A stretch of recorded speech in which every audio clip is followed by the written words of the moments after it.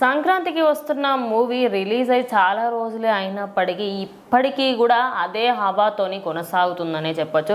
మరి ఇంత హవా మాత్రం ఏ సంక్రాంతికి లేదు. ఓన్లీ ఈ సంక్రాంతికి మిగతా సినిమాలు రెండింటినీ కూడా ఢీ కొట్టి, అంటే ఒక రీజనల్ సినిమా ఇప్పుడు ఓన్లీ తెలుగులో రిలీజ్ అయ్యి ఇంత భారీ సినిమా 300 కోట్లకు పైగా సంపాదించింది. దీనిపైన మీరు ఏమంటారు? ఖచ్చితంగా రీజనల్ ఇండస్ట్రీ హిట్ టాలీవుడ్ లాంటి ఈ రోజున సంక్రాంతికి వస్తున్నాం నిలబడింది అనమాట. సో 300 కోట్లు ఇప్పుడు దాకా ఏ హీరో కూడా, అంటే రీజనల్గా, అంటే మన ఓన్లీ తెలుగు లాంగ్వేజ్ రిలీజ్ అయ్యి ఇంత రికార్డు కొట్టడం ఎవరి వల్ల కాలేదు. ఖచ్చితంగా వెంకీమామ ఈజ్ బ్యాక్ అని చెప్పొచ్చు.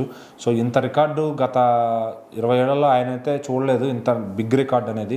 సో ఈవెన్ చిరంజీవి గారు, బాలకృష్ణ గారు అంత కాంపిటీషన్లో వెళ్తున్నా వాళ్ళని సైతం దాటి, అల్లు అర్జున్ గారు అలవైకుంఠపురం ఉంది దాన్ని కూడా దాటి, మహేష్ బాబు గారు ఆయన సినిమాలు దాటి పెద్ద పెద్ద హీరోలని ఈ RRR, బాహుబలి 2 లాంటి వాటిని సండే రోజుల్లో కూడా లేపేసి, అంటే ఆ రేంజ్లో 300 కోట్ల దాకా వచ్చారు అంటే నిజంగా హ్యాట్స్ ఆఫ్ అని చెప్పాలి. సో ఇది ఇంకొక వారం కూడా ఆడేటట్టుంది, ఇంకో వీకెండ్లో కూడా బాగా సంపాదించేటట్టుంది. సో మరి నెక్స్ట్ వీక్ వచ్చే సినిమాలు ఏవైతే ఉన్నాయో అవి కొంచెం తేడా కొట్టినాయి అంటే దీనికి మళ్ళీ బూస్ట్ వస్తుంది అని చెప్పొచ్చు. సో ఖచ్చితంగా ఒక నెల రోజులు అయితే దీని ప్రభావం కనపడుతుంది. సో ఇలా చూస్తూ ఉంటే మళ్ళీ ఒక 50 రోజులు సినిమా కలకల్లాడిచ్చేలాగా అయితే కనపడుతున్నారు. సో మళ్ళీ రాజమౌళి గారు దాన్ని ఏమంటారు, అనిల్ రావుపూడి గారిని ఆల్రెడీ రీజనల్ రాజమౌళి అని కూడా పొగుడుతున్నారు అనమాట.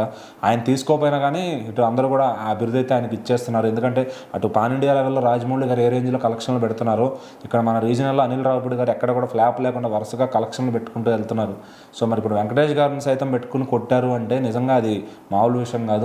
300 కోట్ల మార్కెట్ ఏ సీనియర్ హీరోకి లేదు, అది ఫస్ట్ టైం ఈయనకి రావడం అనమాట. ఈయన ఘనత, ఈ రికార్డు కూడా వెంకటేష్ గారికే ఖచ్చితంగా ఉంటుంది. ఒకప్పుడు ఎట్లయితే వీళ్ళతో పోటీ పడి అలాంటి రికార్డులు పెట్టారు, అప్పటికి హైయెస్ట్ పెట్టారు, ఇప్పుడు వీళ్ళంతా కూడా యంగ్ హీరోలకు పోటీ ఇస్తూ దాదాపు 300 కోట్ల మార్కెట్లోకి వస్తున్నారు అంటే ఇది నిజంగా వాళ్ళు నిజంగా టాలీవుడ్ పిల్లర్స్ అన్న ఆ మాటని నిజం చేస్తున్నారు నిజంగా. సో ఖచ్చితంగా తెలుగు ఆడియన్స్ కూడా వీళ్ళకి ఇంత బ్రహ్మరథం పట్టడం, అట్లా ఇప్పుడు అందరూ కూడా నిర్మాత దిల్ రాజు గారు కూడా ఎవరెవరైతే డిస్ట్రిబ్యూటర్ ఉన్నారో వాళ్ళందరికీ కూడా పార్టీ ఇచ్చారు. సో మరి ఈరోజు వెంకటేష్ గారు సీనియర్ హీరోలందరిలో టాప్ ఉన్నారని క్లియర్గా చెప్పొచ్చు. అండ్ నిన్న 20వ రోజు కూడా చాలా గట్టిగా కలెక్షన్ చేసి దగ్గర బాహుబలి 2 తర్వాత స్థానంలో ఇదే ఉందేమో 20వ రోజు లెక్కల్లో కూడా చూసుకుంటే. సో మరి ఆ విధంగా ఉంది దీని పరిస్థితి.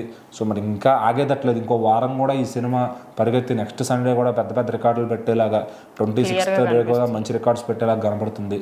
సో మరి చూద్దాం ఇది ఎక్కడి వరకు వెళ్ళి ఆగుతుంది ఈ సంక్రాంతికి వస్తున్నాం అనేది.